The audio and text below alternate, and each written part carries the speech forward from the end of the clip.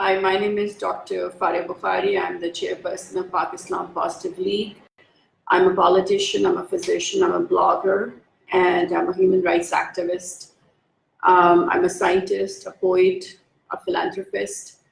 And I started this political party primarily to give Pakistanis a platform where they can fight against injustice, corruption, against oppression happening not just in Pakistan, but all over the world.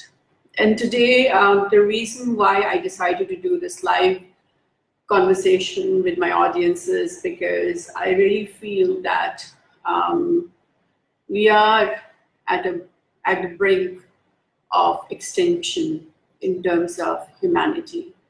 What we are seeing in India happening to Indian Muslims, in Kashmir happening to Kashmiri Muslims in the Indian occupied Kashmir, what we see happening to the Rohingyas in Myanmar, and nothing coming out of the human rights activism of various well-renowned humanitarian agencies.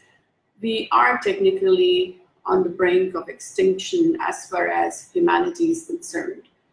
And I tried to expose the Akhand Bharat Hindutva plan agenda that embroiled the Myanmar Muslims and that has been engaging the Kashmir Muslims for the last 71 years.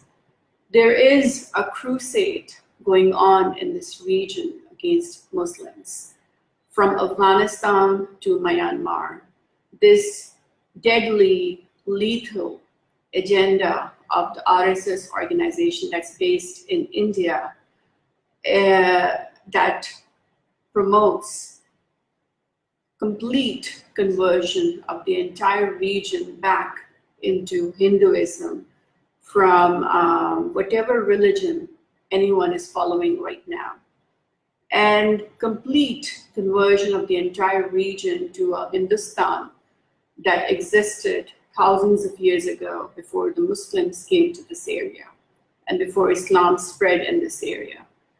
There is discrimination, oppression, atrocities, human rights violations, war crimes committed against Muslims, against those who follow Islam. And this is not just happening in regions that are outside of India. This is also happening to the nationals of India, to the Indian Muslims who are very patriotic to their country, to their homeland, who have a lot of love for India. In spite of having so much of their love for India, they are still profiled and they are discriminated against, and they're treated like third-grade citizens of their own country. They're not given the opportunities that they need to be able to survive, to be able to prosper. And they're lynched, they are oppressed, heinous atrocities are being committed against them. In the last Eid that just passed away this last week, they were not allowed to do sacrifice openly. They were not allowed to air their namaz prayer openly. They were oppressed. And when the Kashmiri Muslims in the Indian occupied Kashmiris tried to do their namaz, the Indian army opened pellets, rubber pellets on them, and tear gas on them.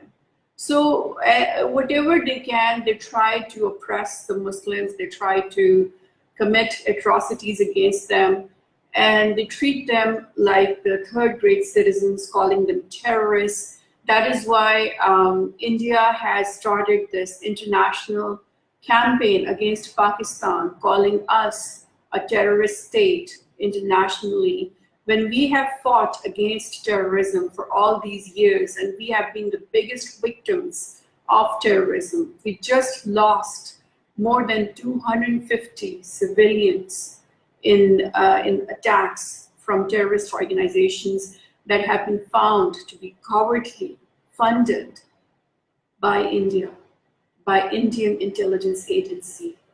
Ajit Doval, who is the who is the head of the Indian intelligence agency RAW, has openly admitted in his seminar that he technically bids a higher price to terrorists who live in Afghanistan and pays them to orchestrate terrorist attacks in Pakistan. And the same has been confirmed by Kulbhushan Jadhav, who is a spy caught by the Pakistan army, was working for India till he was caught by us, red-handed, trying to plan terrorist attacks in Pakistan. So all these things, the proxy war in Pakistan, the destabilization of Afghanistan, the Rohingya Muslims' displacement from their lands, them being forced to flee from their lands, all these things are part of this deadly agenda called the Akhand Bharat Hindutva. And today I'm doing this video because I want to invite Nepal, I want to invite your government, I want to invite the government of Bhutan, I want to invite the government of Sri Lanka, I want to invite the government of Bangladesh. I don't care what your religion is, as long as you care about humanity, as long as you care about the basic conduct of civilization that believes in coexistence, that believes in tolerance. That is all I care for. I invite you to form a joint committee with Pakistan so that we can sit together and figure out a non-violent, political, peaceful way to fight against this deadly agenda that is being perpetrated by India, by RSS, and by RSS's poster boys who are sitting in the government of India.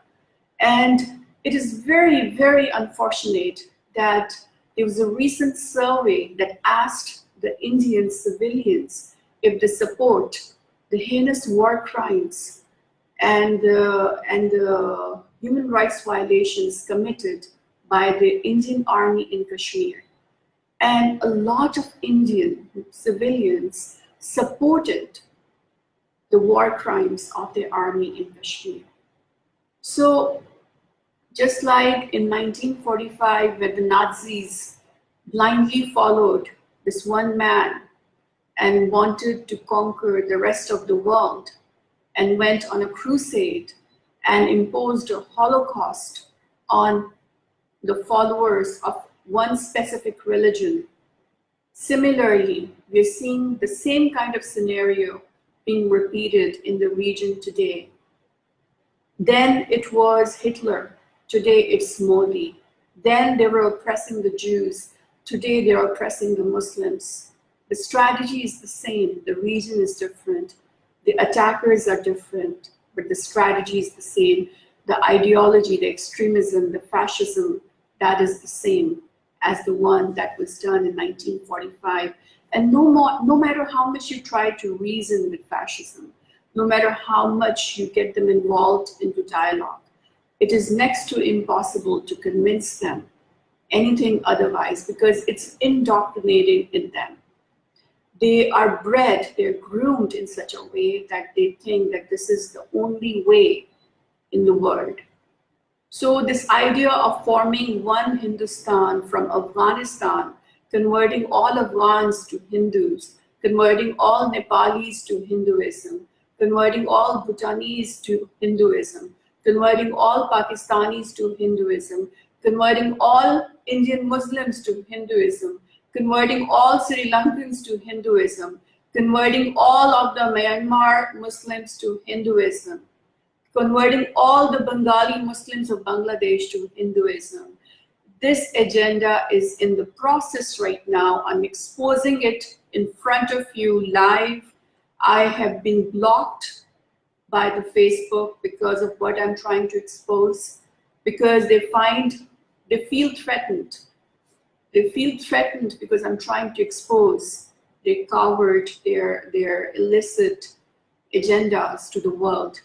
But my call to the rest of the world who believes in tolerance and in coexistence is to come to Pakistan, to sit down with us like brothers, like human beings who have a conscience, who believe in humanity, regardless of your nationality, regardless of your race, regardless of your dialect, regardless of your religion.